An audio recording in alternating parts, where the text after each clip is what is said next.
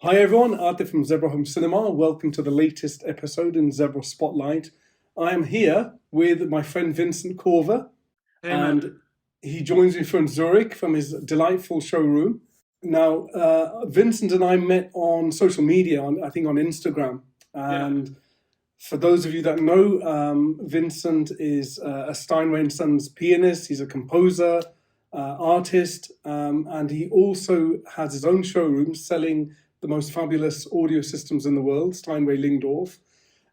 He has over 45,000 followers on Instagram, and some of his latest achievements include composing a track called Fortissimo for the his Formula One team.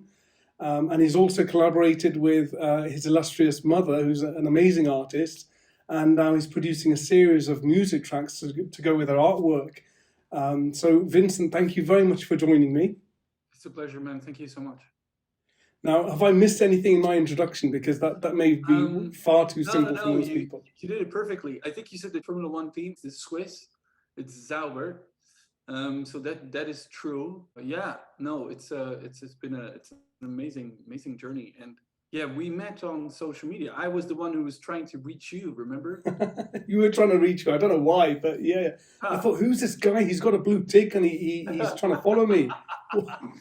Yeah, I was really fascinated and interested because I was like, well, I was gonna do a concert in London, and I was like, I just want to know more about Steinway Lindorf team in the UK because I really wanted to perform with the speakers. So I was like, I'm gonna have to reach out to someone who's doing Steinway Lindorf in the UK, and you came up first, actually. And then I was like, I've gotta get in contact with you, and I was very happy that you responded. So Likewise, I was taken aback. I thought, who's this dude who's he's a composer and this is quite highbrow and um, so that was pretty amazing. And we've had a number of conversations since then. yeah, In we had a fact, lot. that yeah, and that concert you referred to in London, that's when we met for the first time in London last year.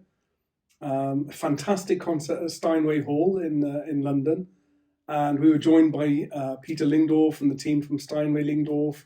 We had Samsung The Wall, and you played some fantastic music alongside these spectacular visuals in conjunction with a pair of Model D speakers, one of which we can see in your showroom here.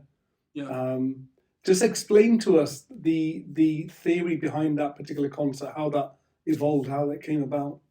Yeah, so I always like to do things with the senses, and I think as a musician, we were very often relying on just music being the sole inspiration factor of a concert, and I felt it was important to add new elements to the concert, and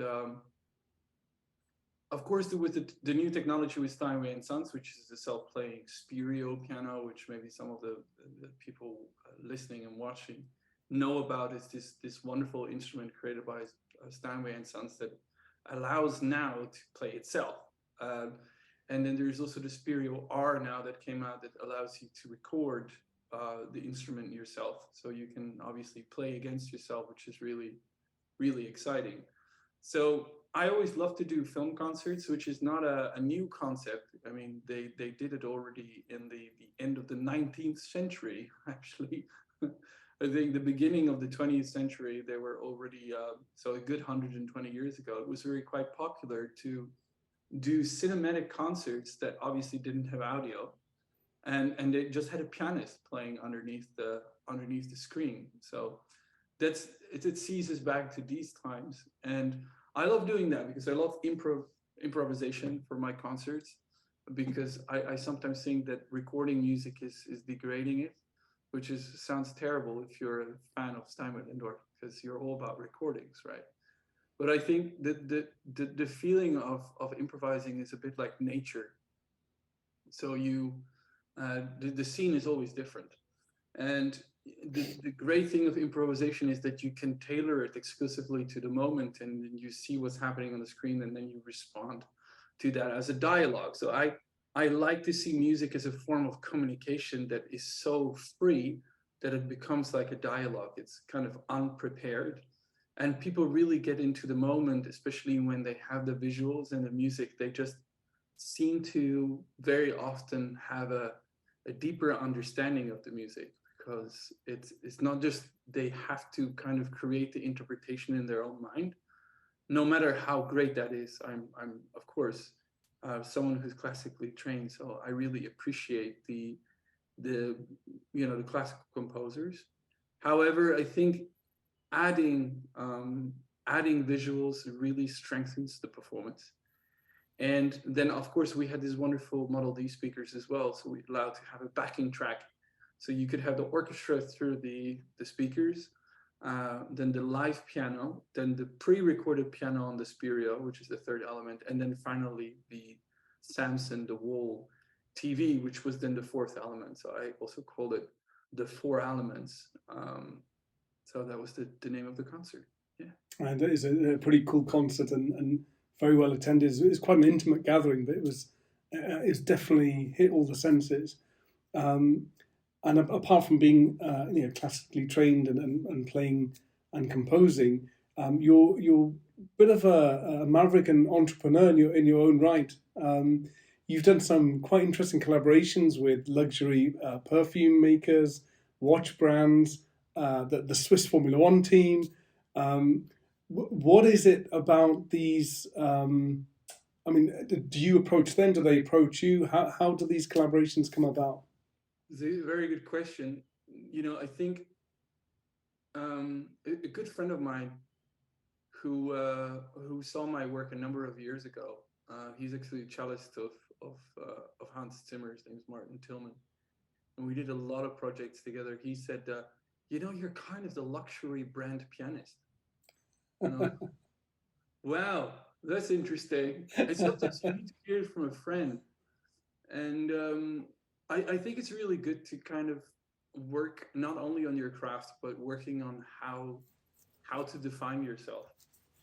And sometimes if you can do that in 3 words in a way where everybody understands exactly what you mean, luxury brand composer or luxury brand pianist or luxury brand producer, then it becomes really easy for people to understand. It's like, oh, 3 words, and I know what you mean. Oh, you make music for brands. And a lot of people sometimes refer to the series Two and a Half Men with Charlie Sheen.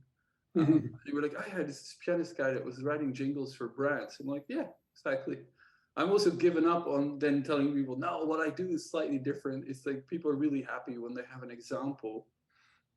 Now, I don't see myself as a Charlie Sheen with a more calm lifestyle than this guy, but nonetheless, it's what I feel is that brands very often they lack kind of a sonic identity or an audio identity, and they also sometimes forget that their way of communicating with audiences through music is really essential, because music still reaches the brain faster, the emotional cortex, than any other sense. So, touching, feeling, smelling, tasting is also much slower than the ear. So the sounds kind of reach us faster than any other sense. So it is so important for brands to not just say, oh, we have a new video or a new product, let's just like cherry pick a piece of music that fits this from a library. It's really nice for a brand to work with a composer and say, like, we're gonna mood board, like what's the particular thing that we're looking for. And you can then work from reference tracks point of view. So where brands be like, well, yes, this is kind of a sound we like, and then slowly you go through that process. And I think normally as a composer, we always hide behind music supervisors, like people that make strategic decisions when it comes to music, which in my experience very often goes very wrong, because music supervisors think they know what the customer wants, but they don't always know what the customer wants.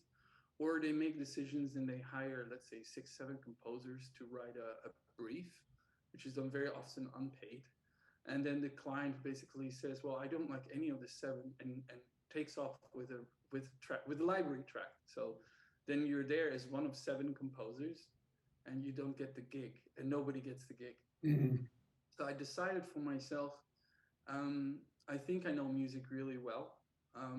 as well as maybe any music supervisor, and or let's say I know my music as well as the average music supervisor, and I think I can work directly with brands, and this was a big step very often for brands because they're just not used to be like, oh, we're gonna now work with a composer. That's a strange thing for them to do.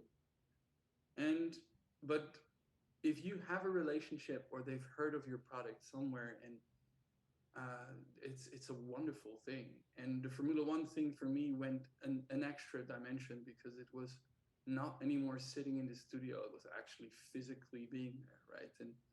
And putting the piano in the location and communicating directly with the car on the racing track. And that is just something that I felt was stratospherically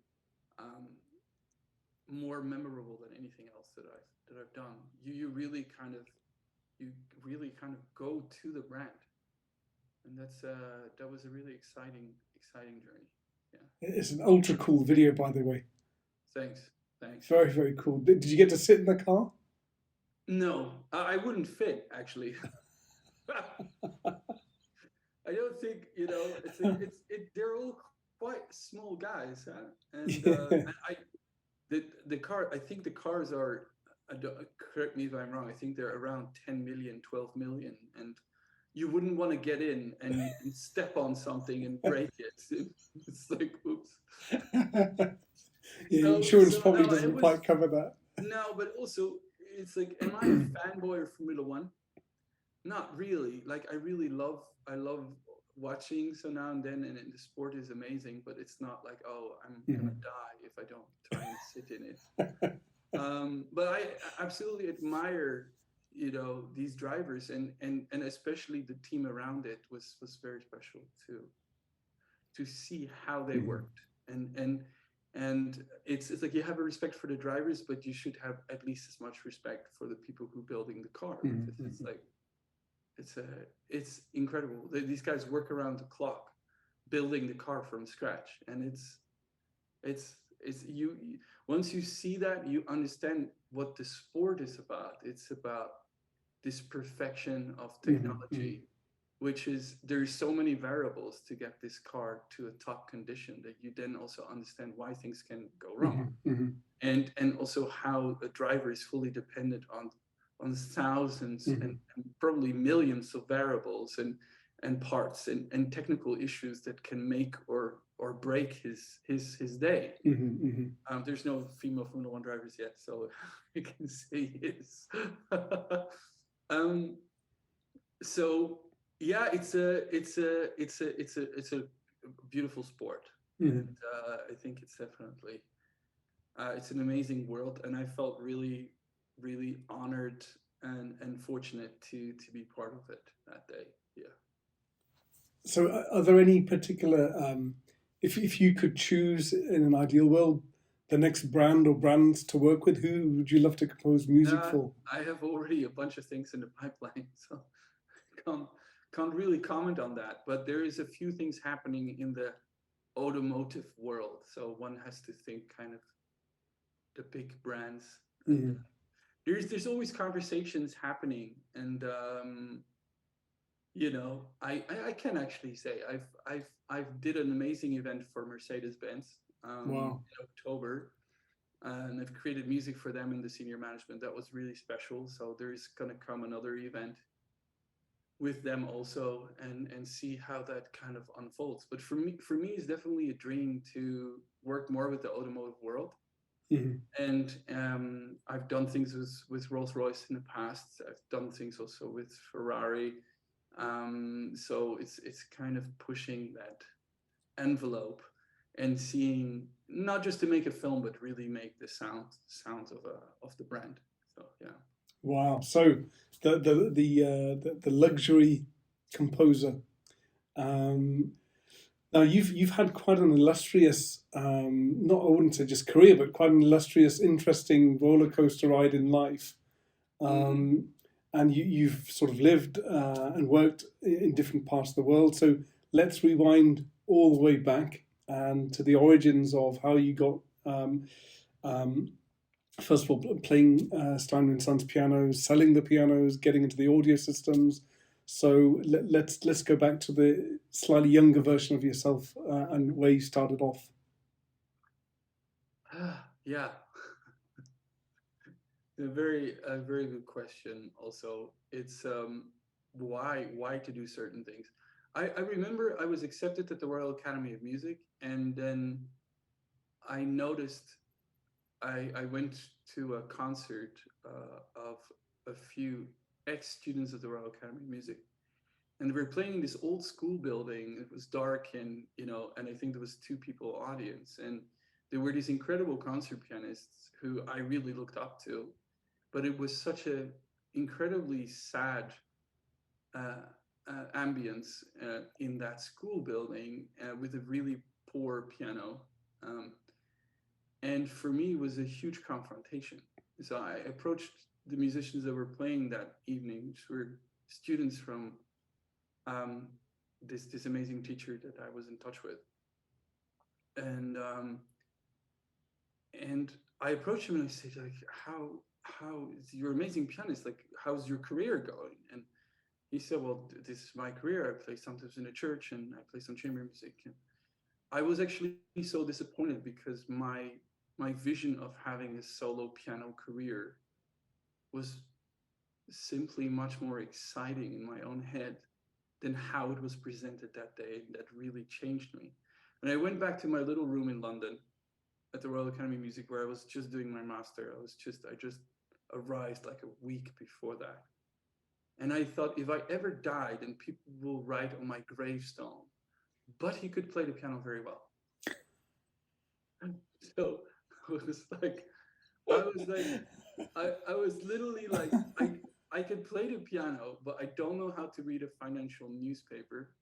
I don't know how to write a business plan.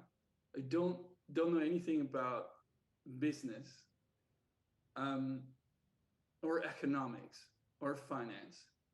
Let me do just a self study on economics. So I started literally on Wikipedia and just the early days of Wikipedia, kind of looking up terminologies, and found myself a job in Harrods in the piano department, um, selling pianos, which was for me kind of the first, and becoming kind of in the luxury goods. And funny, like 2 years later, after joining Harrods, the Model D was the very first Model D to ever be delivered. I think in the UK, in the showroom, and they put in the showrooms this first time I laid my eyes on these beautiful speakers, which I think was 2006 or 2007, the actual launch of this system. And from there, kind of, started recording things. Had a CD recording in Switzerland with a very good friend of mine and conductor, Kevin Griffiths, and he invited me to come to Switzerland to do recordings there with an ensemble that I created, which was called the London Sea Reich Ensemble. And from there on, I fell in love with Switzerland because I found my mother that day, and I was like, let's move to Switzerland. So that was in 2007. So it's 3 years after coming to London, because and then my mother said, what are we going to do? And I was like, let's start our own piano shop, because I was fortunately very successful in Harrods, selling a lot of piano. They gave me salesperson of the month. And I was like, it's really easy to sell pianos. Back then, it was very easy to sell pianos. And I think we had days in Harrods where I sold 4 or 5 grand pianos. Wow. It's just no problem. And then in 2008, I started my own showroom with my mother, actually, in Lucerne, in Switzerland, literally Switzerland's most exclusive piano showroom. Beautiful wooden floor. And we opened that in May 2008, and then there was the big crash, right? In 2008, and we lasted 3 years, and finally, I had no salaries for more than a year, and not paid my rent for a very long time, which is not a good idea. But I had a great, amazing landlord who was very understanding and very communicative, and I always told him everything that was going on. And it was one of the worst absolute worst periods of my life. Because 3 years after opening the shop, we were forced to switch off the lights and, declare the final balance sheets and close shop. And then I remember I was walking through the streets of Lucerne, and I remember it was the last time that I closed the door behind me and switched off the lights for good. And I was walking through I only had 2 eggs and a piece of bacon left in my fridge, and a laptop and a few T-shirts. A pair of jeans. That was all that I had. That was all that I had on my name. I was walking through the street and I heard a little bird singing in the tree, in the top of the tree, and that was the happiest moment of my life. Wow, gosh. Up until that point, I have to say. And I realized that everything is just stuff. Like, things is meaningless. They come and go. And I just literally started from scratch. And fortunately, there was Steinway Sons who observed me with my shop, and I sent them some business ideas and business research about opening a showroom in Dubai and Qatar. And they put me forward for the position of Qatar. So this is when I became kind of the general manager for Steinway Sons in Qatar. And that was an amazing time. And we opened a showroom there, also opened a showroom in Dubai. And we had a showroom with Steinway Lindorf and with the Steinway pianos. And yeah, that story brought me back to Switzerland. Now doing this stuff myself. Not selling pianos anymore. Because that's a little like, it's been a challenge. Selling pianos is not something that I think I want to do anymore. It's something that is an amazing thing to do, but it's a very, very difficult market. And so now I have this wonderful showroom. I call it like a show home. Basically, it's like a VIP gallery, and it's been an amazing journey so far. Yeah. Wow, quite a contrast in circumstances. I'm just want to delve into that moment when you, as I said, you hardly had anything in your fridge, and just a few T-shirts and jeans. Like the Levi advert at the laundrette.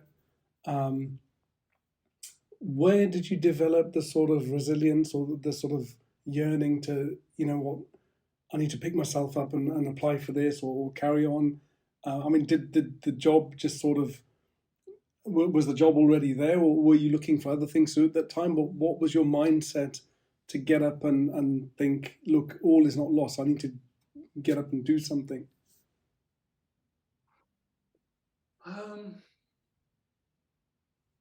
Yeah, I'm someone who is a hopeless optimist. A hopeless optimist.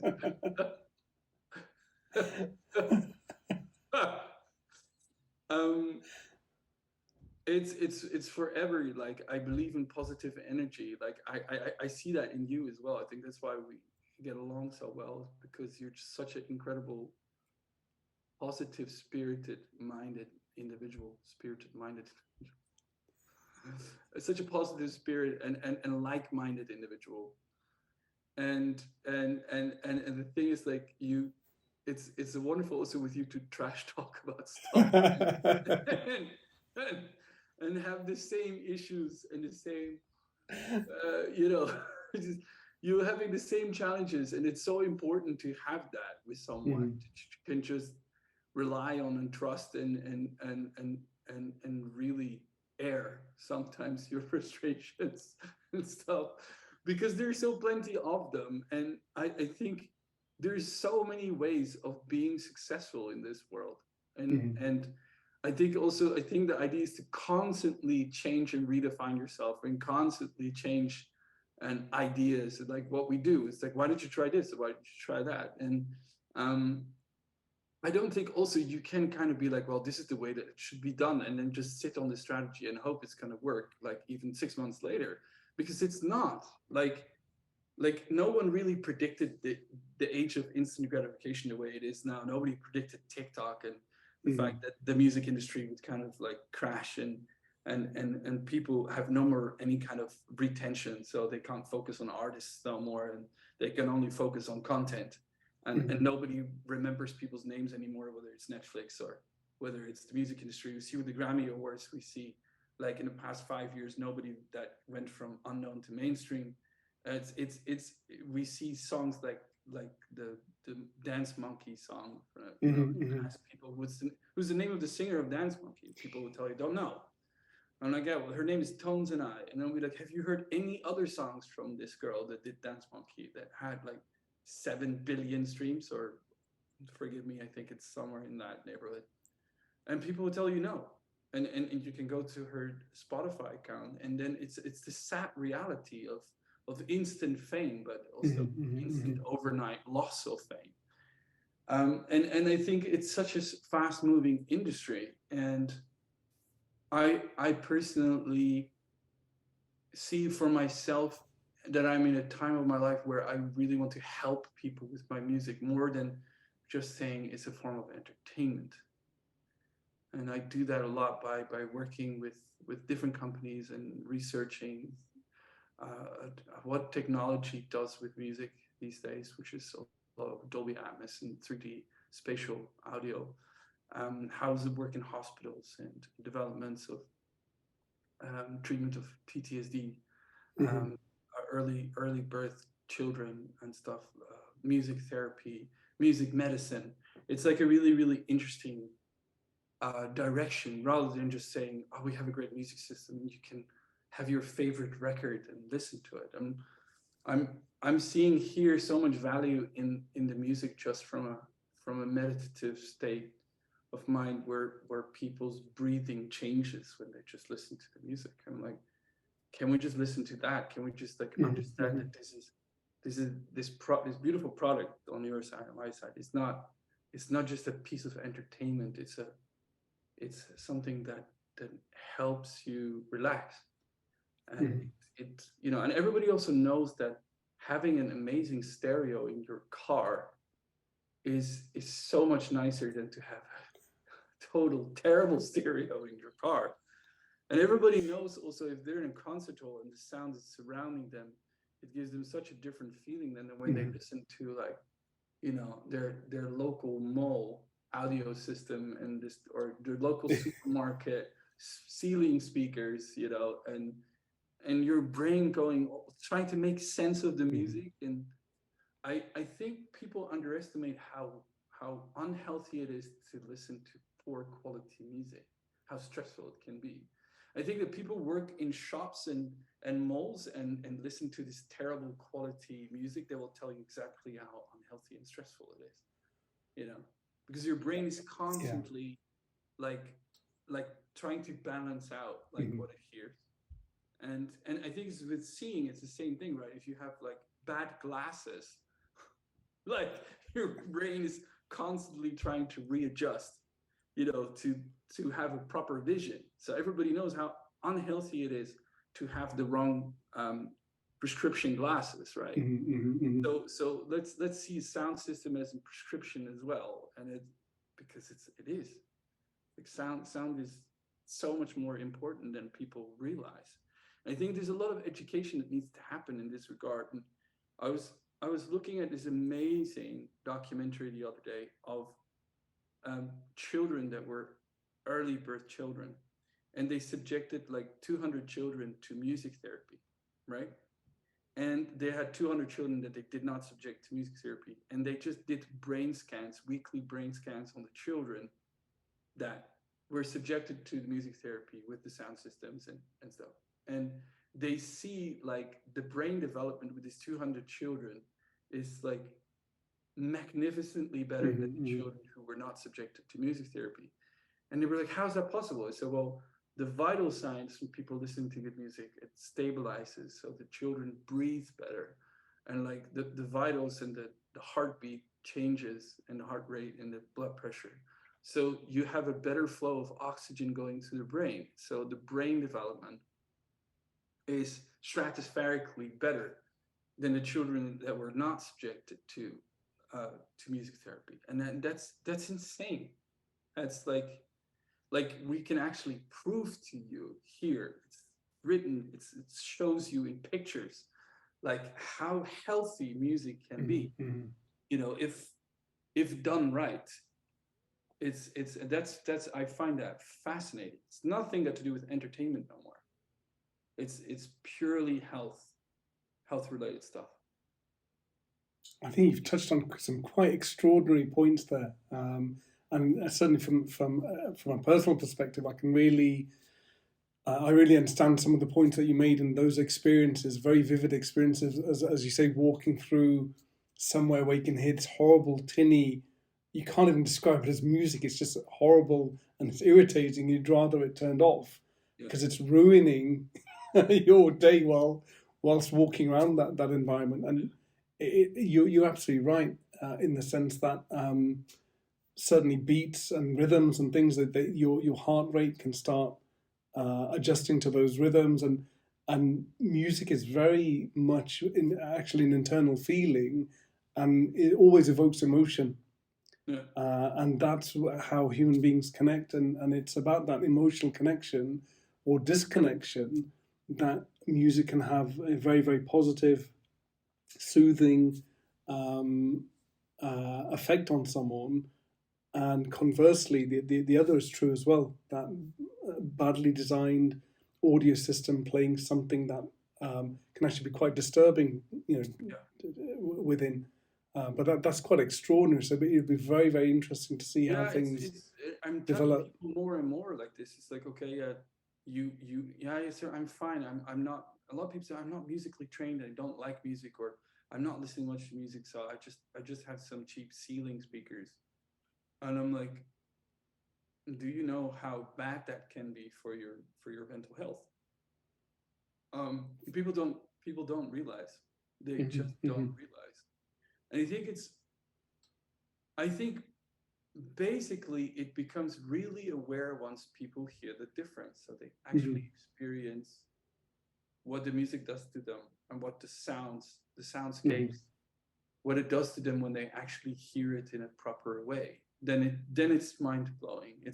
So I think it's a part of an education thing that one needs to do.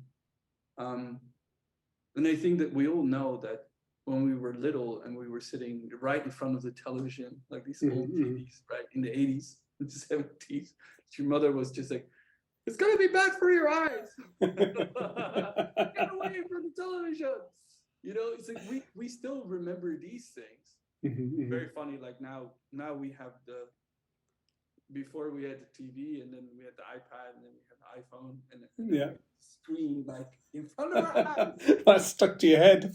We have our There's VR no escape. we have our VR headsets. So wonder what your mother would have said about that in the 80s when you told, Mom, in 40 years from now, we'll have the TVs right here. Stuck to your head.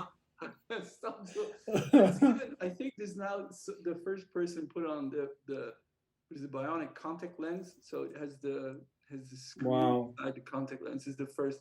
It's just last month, I think, the first person to now have a display, put a display in their eyes. So don't get any closer then. Wow. Until we implant it directly into our brain. That's it. In fact, there's a film that in fact looks at that, explores that. I can't remember what it's called. It's like a sci-fi thriller thing. Is it Black Mirror? No, it's like a cyberpunk type adventure thing, where you can actually implant other people's memories, but they're quite dark things. It's like a whole underworld thing. But if I can, I can't remember the name of that movie. If it comes to me, then I'll mention it. I think Stranger Days. Stranger Things. Not Stranger Things. That's the Netflix thing.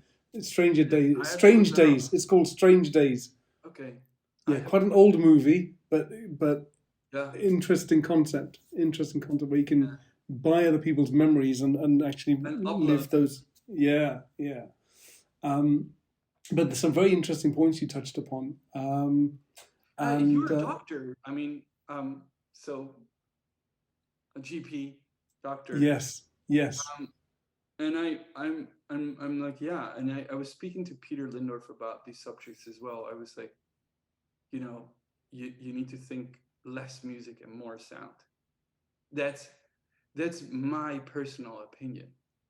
But because the thing is that music is consumed so often just with headphones, right? Mm-hmm. I think it's a market that is almost unbeatable in a way where from consumption point of view, it's like, yeah, you consume the music either on the road in the car, and I'm like, yeah, we can't put this time enough in the car. Yeah, you're in the train or you're in public transport and you're using your headphones in the gym. You can't take your Steinway Sons in the gym, so that is almost like it's not. It's a different world in itself. This is where people consume music mostly. Like, who still really sits in front of the fireplace and consumes their favorite record and starts sitting down? If that's catering to that audience, it's a shrinking audience. Yeah, it's definitely become an indulgence. I mean, look, you can see the extraordinary apparatus behind me, but how often will I actually sit down and actually listen to something? Even yourself, right? It's a very, very rare opportunity. If that's the audience that you're trying to convince, then it's forever shrinking. And then headphones are getting better and better and cheaper and cheaper. It's also, you wonder, like, what do we what edge do you still have? So that's an interesting point you raised there, and I always come back down to this, that for the people who've enjoyed the live musical performance, and you remember what it's like being there, and you remember the crowd there, you remember the energy, and those, you know, artists, men and women who've trained years to perfect this art, and the sound that they produce in front of you that gives you that exhilaration.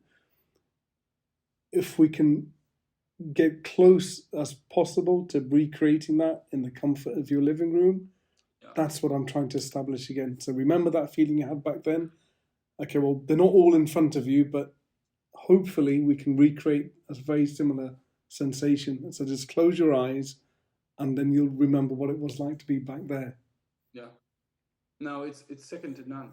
I call these the Model Ds, I call them the time machine, because it literally drags you to the concert. That's it. It's literally, it is insane. And I have this one recording, which is actually a friend of mine. He said, you should put this recording on. And I was like, what's the recording? It's Hotel California. And it's this live concert. And it's like, you put it on and people stand here, and then you hear the cheering of the audience. Yes. It's completely insane. It's superb. It's just, people are always like, what am I? What would you? And then they walk past the Model D and they hear it from the rear side, and then the sound doesn't change. So it's like, because we have a listening position in the back as well, which we installed. So the radiation of the sound of the system from the back is as strong as from the front, and it's completely insane. Obviously, left becomes right and right becomes left because you're on the other side of it. But it works, and that's why for me this was for me to have the system here. It was the ultimate dream come true. And it's fantastic to know where you started off, where your journey took you. And you know, you coming back to your experience in the Middle East, and you were there recently. I saw some Instagram pictures of you back in Qatar and Dubai, and having a whale of a time, as most people do when they go there. I think the markets, the culture's changing gradually, and I just think when it comes to selling luxury products, but there's a whole element all to do with design and engineering. And when this particularly look at the supercar industry, when you were seeing hypercars and supercars, you can look at it in terms of these are luxurious items to have because they cost a fortune. But if you look at it in terms of the engineering that's involved, the research and development, that's really where the money is. And, you know, like Bugatti, for instance, they're not, you know, you can't, there aren't very many owners in the world, but just the the engineering prowess before the aesthetic of what the car actually looks like. Essentially, that's what you're investing in, that's what you're paying for, and it's very similar when it comes to musical fidelity and put in the shell, like what you have here. Yeah, I agree. It's I mean, we were talking about the Middle East also, and it's also territory that's dealing with a lot of challenges from purely a cultural standpoint and stuff. There's just different kind of ways of appreciation of culture that finally, yeah, we have in Europe. We have a cultural, musical, artistic, heritage which doesn't exist in the Middle East, at least not to the same dimensions and the same age. Fair to say, just look at pictures of Dubai 20, 30 years ago, and look at pictures even of Qatar 15 years ago compared to now. It's an immense difference. And I think these parts of the world are still catching up on like so many kind of things, and I think they're doing extremely well in that regard. On the other hand, of course, there's a lot of very fast-paced, built, a lot of expats that kind of come and quickly go. I think it's like we're in Europe, we're so used to kind of a system that where people spend a lot of money and they spend as much as they make, whereas the Middle East, they make also drastically lots, but the spending is more abroad than it's inside the country. So this is also, I think, challenges that the Middle East is dealing with, and it's so fascinating to see how they're dealing with these things. Personally, I really loved being in that part of the world because I have some really, really wonderful friends there, and there is kind of a decision-making power which moves much more quickly, I feel, than very often in Europe, where things kind of take time to kind of mature, and there is like this kind of very steady. Whereas in the Middle East, kind of decisions are also, there's also a part of inshallah where things also take time, but there is a fast pace in society to do things the right way. There's no time to wait, and there's just so much development, and that's a lot of fun to be part of. But it won't immediately. That's why I also say it's like, to go to the Middle East and thinking that it will make you rich is a wrong kind of assumption a lot of people make, because it takes a long time also there to earn the trust and create a reliable reputation and be able to work with people from many different parts of the world and do projects because you really care about them and you have empathy for. So I think it's about creating novelty and empathy and having the time to prove that what you do is really what is genuine. And the people that do not go to the Middle East with genuine intentions will never make a penny. They will probably lose more than they will ever make. So it's a wonderful world to be in if you have a capacity that they can rely on. So there is, for me, it's a lot has to do with the pianos and the technology, and also, of course, the sound systems. And being there, I feel I can contribute something that is not per se locally available, and then that's something that I then really enjoy doing. But yeah, I think that's what the Middle East is about, to be able to recognize what you can give and what you're able to give and what you're able to share. And simply saying, I'm just going to sell some stuff in the Middle East, never works. I think it's the same principles apply globally wherever you go. That, and it's certainly in my personal experience, it's not the product, it's the relationships and the trust that you build and the longevity of those relationships, that once they're established and you become not only the enthusiast but the expert in your field, it's not about the product, it's the fact that you've developed that trust, so people understand what you're offering and adding value rather than you trying to take some from someone else, and those things never really work. No. Yeah. It's fascinating. What are your plans now these days? These days, as you know, I'm it's all about the hustle. It's the excitement of the hustle. In fact, you know, I laugh because I know the conversations we have, and you'll just send me a voice note, or you'll give me a ring and say, "Listen, I've got this. I think this is a great idea for you." Totally random. So, what's Vincent Corver's new idea for me? And I've taken some of them on board. I've actually implemented a few of them in place. And in fact, the jazz evening I did at a local hotel was inspired through you. So I thank you and I appreciate that.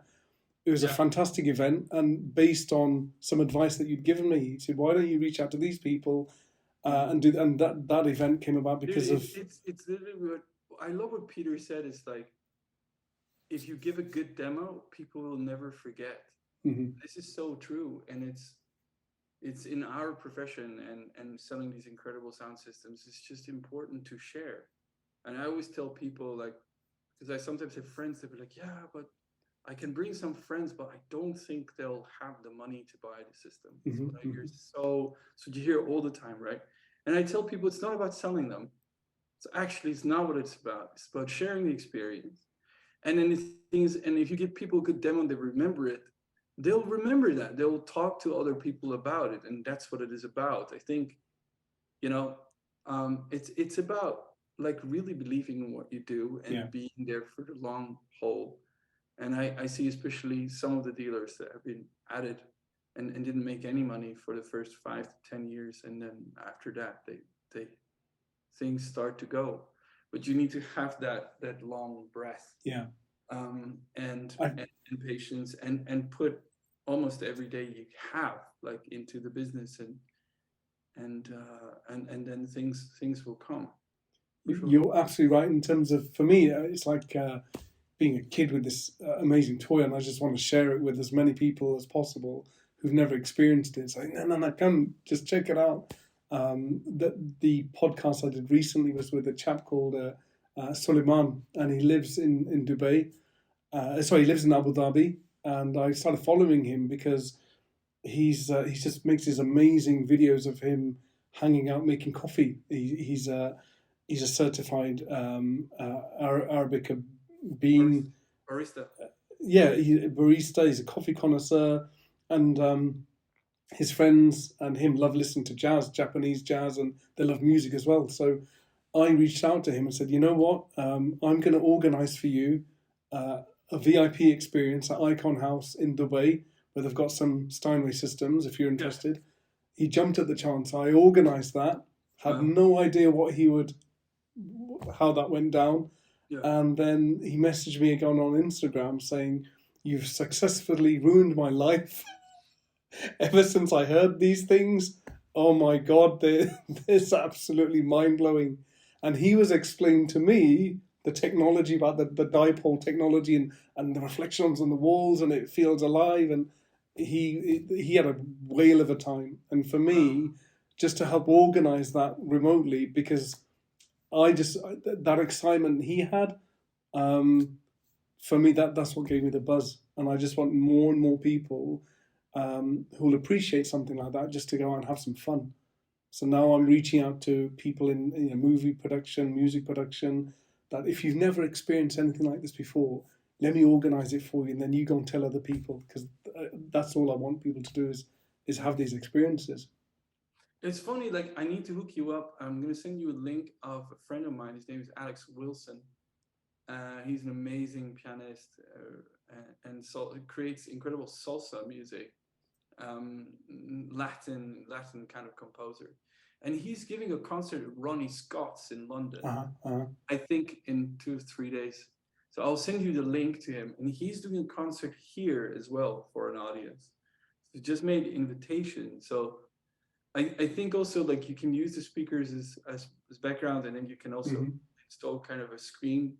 For you, it's also easy if you have a projector and stuff. To say, it's like, what if you have a small little concert organized, and then these musicians are really excited because they have an opportunity to invite some people, And then they also do that with in mind, like, okay, who would be interested in hearing the system? And then those things are I'm constantly doing. And is it that every time there's someone there who will buy the system? No, but it's about sharing and doing Correct. interesting things, and working with some music therapists together. There's a lot of people in the yoga scene that absolutely love listening to the soundscapes, and it helps them meditate. So it's also in that area. There's people that aren't really so music oriented, but they're just really into their soundscapes and movies, and for them stratospherically, this is also amazing. So I think there is so many ways of doing things, and then there's obviously the Lions clubs and the Rotary clubs and the small worlds and stuff, and people that are quite very often quite thankful for doing something different. So what we offer is very unique. Like it's not something that's standard. And then I think especially if you connect the live music element and somehow maybe the soundscapes, the relaxation, then people think like, whoa, this is interesting, it's different. And that's what I think that we should always do and continue to do, is to Agreed. Disco happening behind you. I don't know what's going on. I think that the room's getting excited by. Exactly. Yeah. Just talk about collaborations. I remember one early track I heard was you collaborated with Paul van Dyk. And I remember back then, he's one of my favorite trance DJs back then. So can we expect some more of the same? Have you got any? Yeah, I mean, with Paul, I'm always like releasing new things, and I think he's got like 10 tracks of me on the back. Fantastic. Back burner.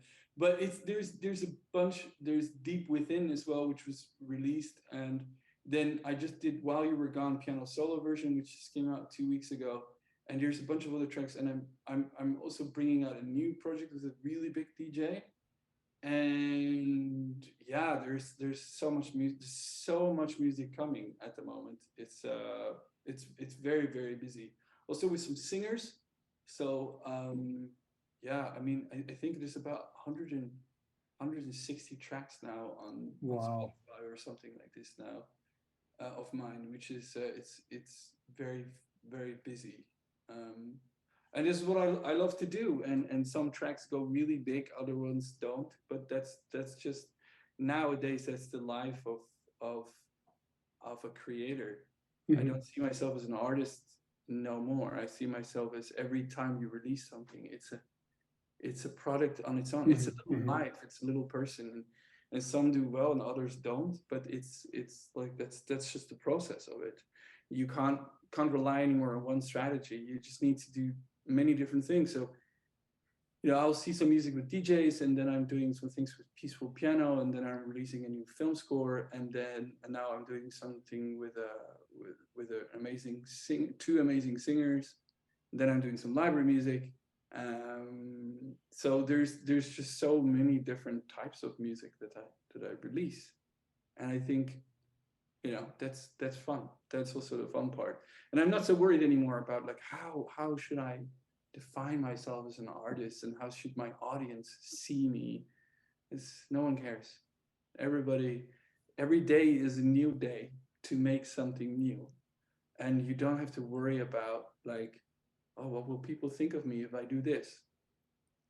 That's out of the window. So I'm all in, like, just be creative, diverse, everything.